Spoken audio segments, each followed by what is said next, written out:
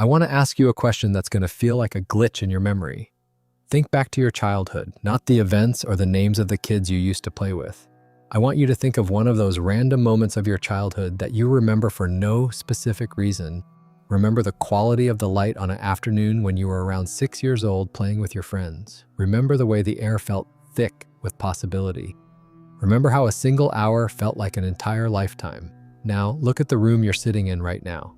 Does it feel the same, or does it feel thinner? It might feel like a background for your to-do list rather than a living, breathing reality. Most people think this shift is just growing up. They think it's the natural result of maturity. But what if that's wrong? Something happened to you. Every assumption you've held about yourself since childhood, every excuse you've made for why you can't change because this is just who you are. What if all that is a lie? What if you were never been told the truth about how identity actually works? The reality you see today is a construction, built piece by piece, layer by layer. Your brain doesn't actually perceive the world. It anticipates it. It minimizes surprise by projecting its own expectations onto reality rather than absorbing the raw vibrancy of the moment. You are living in a world shaped by your own habits of attention. What you call your personality changes completely every 7 years of your life. Every cell in your body replaces itself, and every pathway in your mind gets the option to be reshaped. You've been renewed 6, 7, or 8 times already. You just never had the manual for how to direct that change until now. The adult self you are currently inhabiting is a filter that has become a prison. It is a deep truth that once a belief becomes part of your identity, your entire system organizes itself to protect that belief, even if it holds you back. You aren't just describing your life. You are crafting it through a way of seeing that never stops. If you feel stuck, if your days are vanishing, or if you feel a sense of numbness to the world around you, it is because your identity filter has become so efficient that it has hidden the world from you. In the next minutes, your relationship with the self is going to break. We are going to look at the mechanics of why you stop seeing reality and how to take it back. Because if identity is something we build, it is something we can change. You are not discovering yourself, you are creating yourself. The old ways of being end tonight. Before we can craft a new way of living, we have to go back to the moment the me was born, and why that birth was actually your first exile from reality. Imagine just for a moment what it was like before you had a name. When you were a few months old, you didn't have a self to protect. You didn't have a reputation to worry about or a past to regret. You were simply a field of raw experience. The sound of a bird wasn't a bird. It was a song that filled your entire being. The feeling of the sun wasn't warmth. It was you merging with the heat.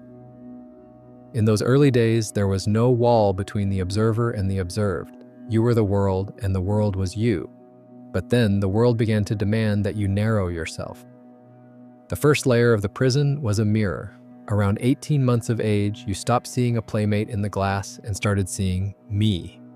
You moved from being the vast open space of awareness to being a physical object that could be judged, touched, and named. This was your first step into exile. You were no longer the ocean. You were a single wave, desperately trying to stay separate from the water. Then came the labels. You were told that you were quiet or fussy, smart or clumsy. Every word spoken over you acted like a measurement, fixing your fluid potential into a solid form. Think of the Hebrew concept of dabar, where a word is not just a sound but a physical thing. By naming you, the adults in your life began to carve your reality out of the infinite space of what you could have been. Remember being 8 years old in a classroom? You raised your hand to answer a question and you got it wrong. The room erupted in laughter. In that split second, a loop was born. First, the emotion. Shame flooded your body, making your face hot and your stomach drop. Second, the attention. That shame acted like a spotlight, forcing you to focus on the threat of being judged. Third, the habit. Your mind decided that speaking up was dangerous. Do that enough times and it becomes automatic.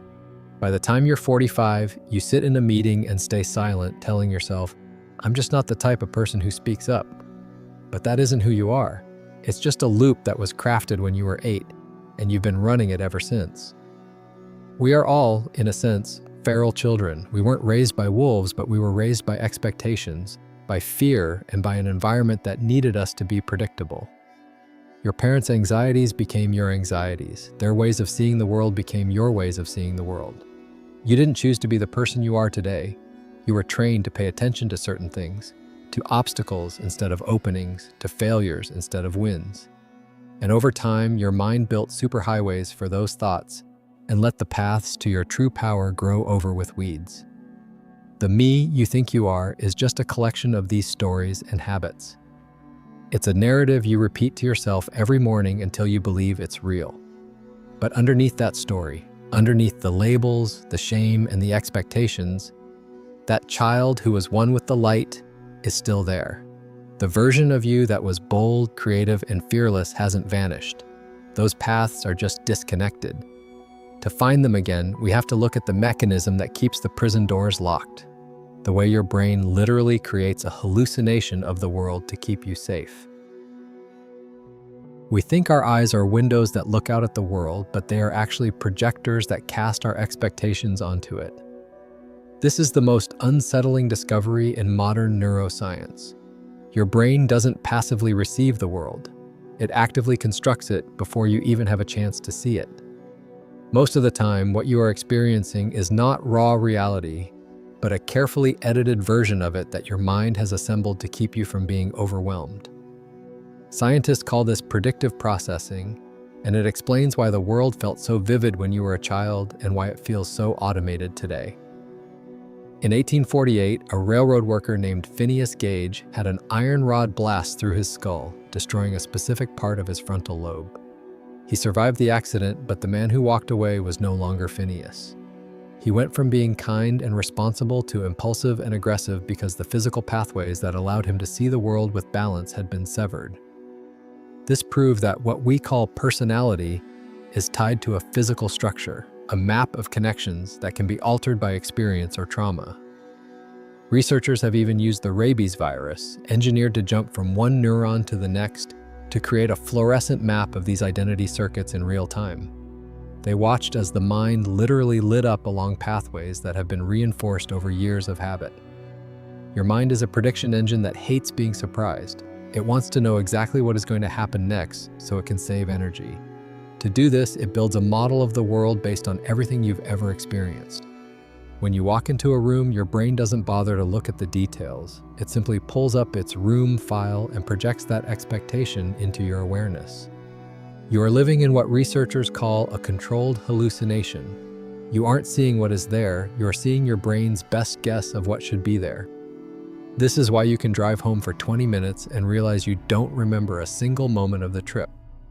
Your mind wasn't looking at the road, it was running a predictive loop that was so efficient it didn't need you to be present. This mechanism is why the world feels like it is fading as you get older.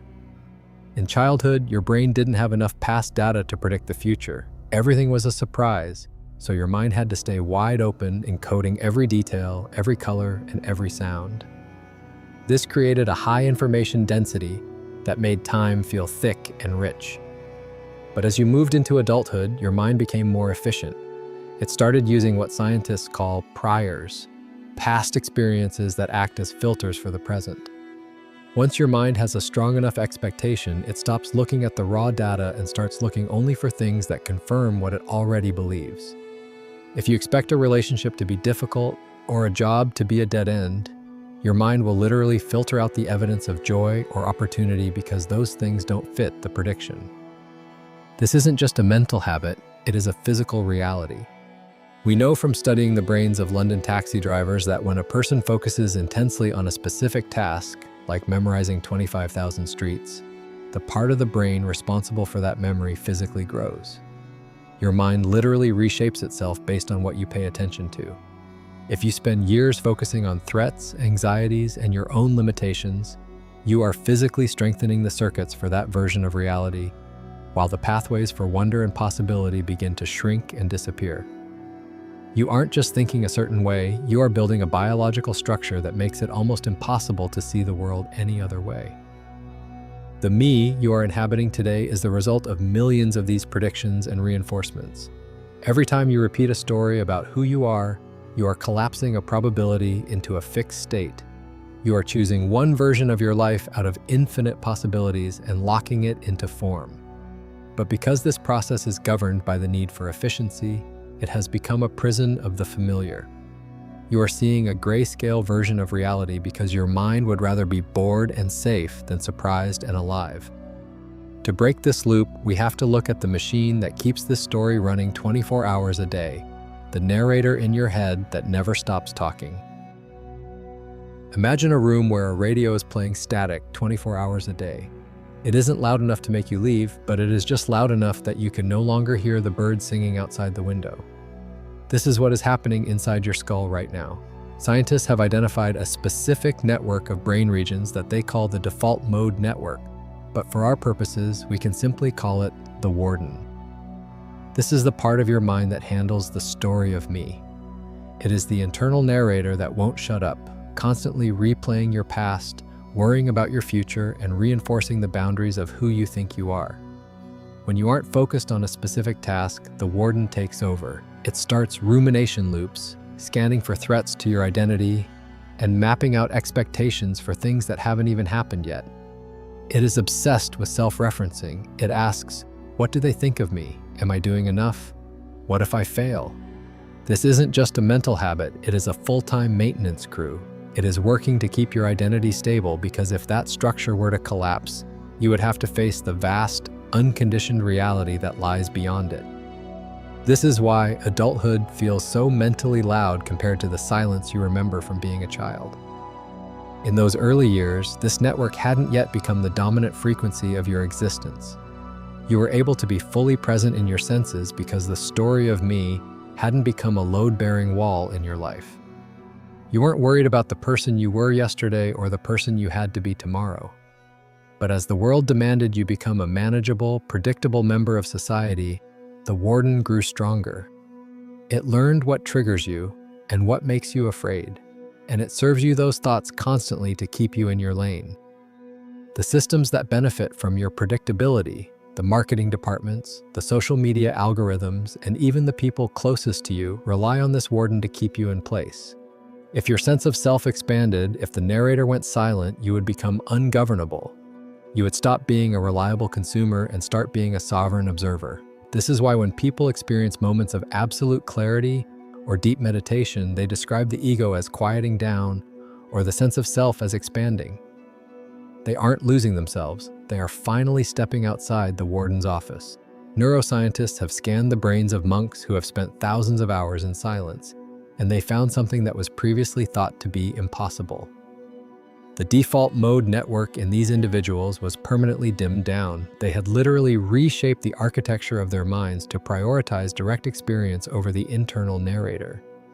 They proved that the warden is not a permanent fixture, it is a structure we maintain through our own attention. But the warden is persistent. It uses your own energy to build the walls of its prison. It takes the shame of a past mistake or the fear of a future struggle and uses it to strengthen the pathways of who you are supposed to be.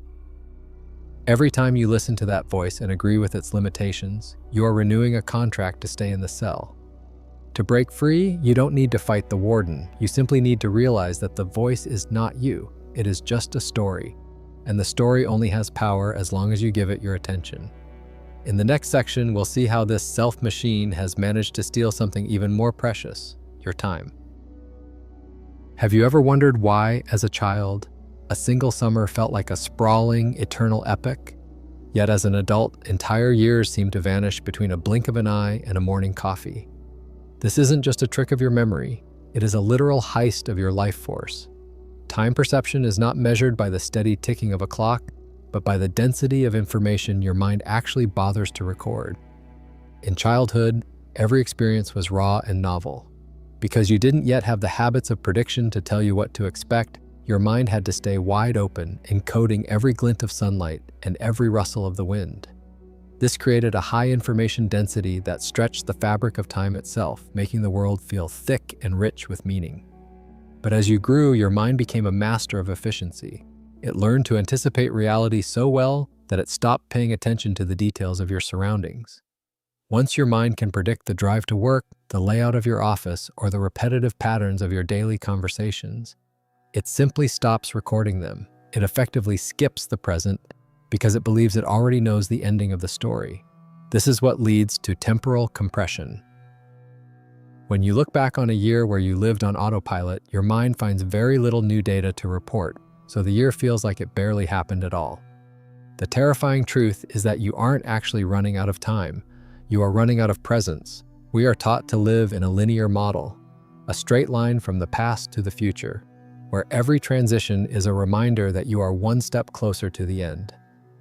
This creates an underlying frequency of loss and urgency that pulls you out of the only moment where you have any actual power.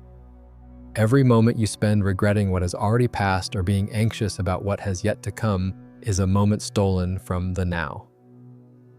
Your mind has been trained to worship the clock, to synchronize your energy to an external grid rather than your own internal rhythm. You have been taught to check the time 100 times a day, making the calendar your master and your own body its servant. There is a profound cost to this efficiency. As your mental pathways become rigid and repetitive, you stop growing new connections and start relying on old structures that were built for a version of you that no longer exists.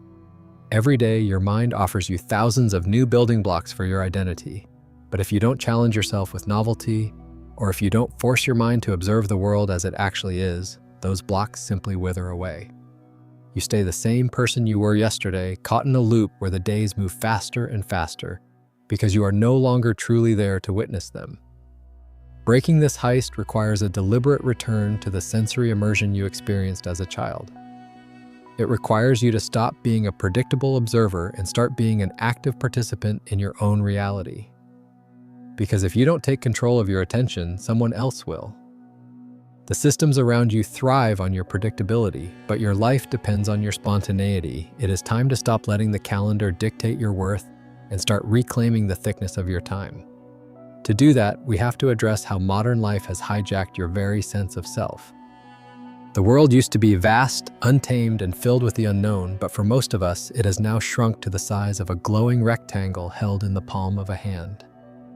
This is the final and most aggressive layer of the filter. If the warden inside your head is a local maintenance crew, then the modern digital environment is a global infrastructure designed to keep that warden in power. You have been raised in an environment of screens, advertising, and fear-based news that has trained you to adopt an identity of constant anxiety and a persistent feeling that you are never quite enough. These systems don't just distract you, they act as an external predictive engine that mirrors your internal one, narrowing the world until you only see what you already believe. Every time you swipe or click, you are participating in a massive, synchronized ritual of predictability. These automated currents are specifically designed to keep you in your current identity lane. They learn exactly what triggers your fear, your outrage, or your envy, and then they serve you more of it, constantly creating a feedback loop that strengthens your old habits and prevents new ways of seeing from ever forming. You think you are exploring the world when you scroll, but you are actually being shown a version of reality that has been tailored to fit the prison you are already in. The system benefits from you staying exactly who you are, a predictable consumer, a manageable employee, and a targetable behavior pattern. This is the algorithm of the self. It creates a state of perceptual saturation where your mind is so flooded with information that it has no choice but to rely on its most rigid predictions just to survive the day. Because the noise is constant, the silence required for direct presence has become a rare and expensive resource. You have been trained to find comfort in this noise, to reach for your phone the moment a gap of silence appears, because in that gap, the story of me might start to crumble. The entire economy now depends on people staying in their lanes, fearing the unknown, and looking for happiness in a future moment that is always one purchase away. There is a deliberate harvesting of your emotional energy that happens throughout the year. You are moved through scheduled cycles of hope and failure, from the materialism of the holidays to the body shame of the summer, all designed to keep your frequency low and your identity focused on what you lack. This keeps you in a state of perpetual striving, where you are always becoming, but never simply being. Every failed attempt to change within this system reinforces the belief that you cannot trust yourself, making you even more dependent on external authorities to tell you how to live. To take back your life, you have to become what these systems fear most: ungovernable. You become ungovernable the moment you stop being predictable. You do this by withdrawing your consent from the identity contracts you've signed with society and by deliberately disrupting the patterns that these automated loops rely on. This isn't about moving to the woods, it's about reclaiming the sovereignty of your own attention while standing in the middle of the noise. It is about realizing that the world being served to you is a curated illusion, and that reality, the raw, vivid, thick reality of your childhood, is still right there waiting for you to look past the filter. Everything we have discussed remains theoretical until you bring it into the laboratory of your own life. These protocols are not suggestions, they are deliberate interventions designed to weaken the old pathways of the warden and invite the raw vibrancy of reality back into your field of awareness. They will feel strange at first, and your mind will likely resist them, telling you that they are too simple or that it is too late for you to change. Ignore that voice. That resistance is simply the old way of being trying to protect itself from extinction. You must perform these protocols with the same clinical precision a scientist uses to run an experiment, trusting the process more than your current feelings. The first and most important protocol is attention steering. Attention is the master key to your reality because your mind strengthens whatever pathways you repeatedly activate through your focus. Every morning, before you interact with any external device, spend 3 minutes focusing exclusively on the version of yourself you are becoming. Do not make this vague. Visualize exactly how this version of you moves, how they breathe, and what they notice in the world around them.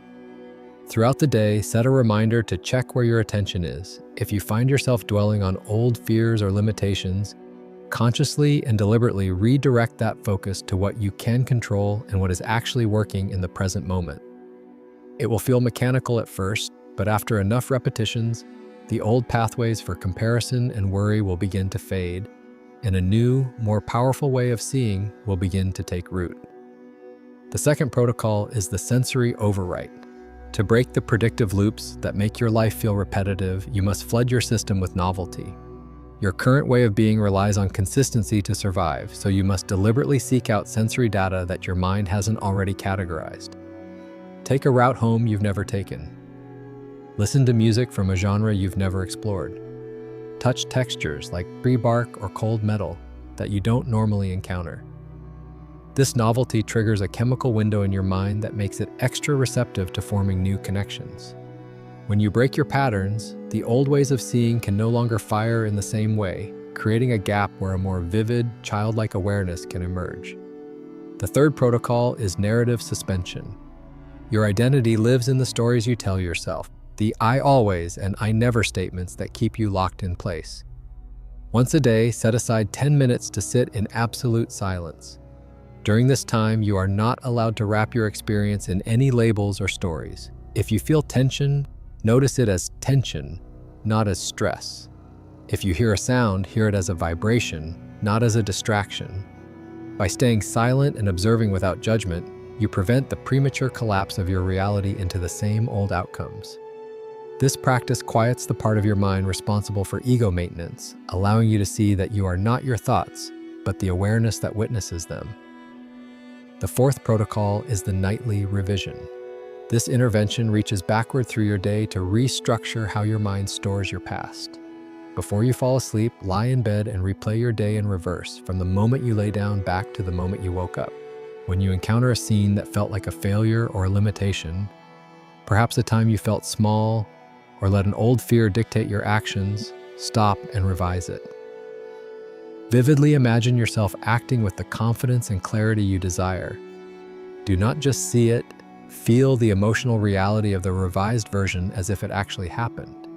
Because your mind does not distinguish between a vividly imagined experience and a physical one, this practice allows you to re-encode your memories without the old emotional charge, slowly shifting your baseline identity. The fifth and final protocol is embodied presence. You must realize that your hands are not just mechanical tools. They are the primary interface between your consciousness and the world. Your palms and fingers are filled with sensory receptors and energy pathways that connect directly to your heart and mind. Before you begin any task, take a moment to breathe into your palms until you feel a subtle warmth or tingling. This simple act of activation brings you out of your head and into your body, making you an active participant in reality rather than a passive observer. When you touch the world with this coherent awareness, you stop broadcasting the chaos of your internal stories and start imprinting your intentions onto everything you create. You move from being a victim of your circumstances to becoming a conscious architect of your life. We have reached the threshold. You are now holding the map to the architecture of your own mind. You understand that your identity is not a fixed stone, but a persistent pattern of energy and attention. You know that the world you see is a low-resolution projection, filtered through habits you didn't choose and stories you've outgrown. But I need to be honest with you, knowledge without application is just another way for the warden to keep you entertained while you stay in your cell. The next 30 days will be a period of structural reorganization. If you commit to these protocols, you are going to experience a specific, documented progression. In the first week, expect resistance. Your old ways of being will fight back with a ferocity you might not anticipate. The voice in your head will get louder, telling you this is a waste of time, that you are too old to change, or that this is just who I am. Do not argue with that voice. That resistance is the physical sensation of old pathways beginning to weaken. It is the death rattle of a version of you that no longer serves your expansion. By the second week, you will start to see glimpses. You will catch yourself in a moment where you would normally react with fear or silence, and you will feel a gap, a pause. In that gap, you will have a choice. You will notice yourself paying attention to openings instead of obstacles. These moments will be brief, but they are the physical proof that you are carving new paths into your reality. By the third week, integration begins. The new responses will start to feel more natural, less like an effort, and more like your new baseline. You might notice that people respond to you differently, or that your environment seems to move with less friction. Your emotional center is shifting. By the fourth week, you will have momentum. The old habits will still trigger, but they won't hold you for more than a few seconds. You will look in the mirror and recognize a version of yourself that you actually trust, a version that is no longer a victim of a biological filter, but a conscious architect of experience. But here is the warning. When you change, the people closest to you may resist. They didn't just build their lives around you, they built their own identities around the version of you that was predictable. If you stop being the one who always says yes or the one who is always anxious, they have to reconfigure their own sense of self. Some will grow with you, others will try to pull you back into the roles they've scripted for you. You must decide if you are willing to stay small to keep them comfortable, or if you are ready to stand in the truth of who you are becoming. In 7 years, you will be a different person. That is an unavoidable fact of your biology. The only question that remains is whether you will be that person by accident or by design. Will you let the algorithms, the expectations of others, and the rigid models of the past dictate your future? Or will you take the tools of attention and intention and build a reality that is actually yours? Research has proven that public commitment increases your follow-through by 65%. When you declare your path, your mind creates a social contract that it would rather fulfill than break. So, I am asking you to make that contract right now. In the comments below, type the phrase, "I claim my identity." Don't just think it, write it. This is your first move in the physical world. It is the moment you step out of the controlled hallucination and back into the vivid, thick reality of your true nature. The old ways of being end tonight. The person you are becoming is already here. You just have to give them your attention.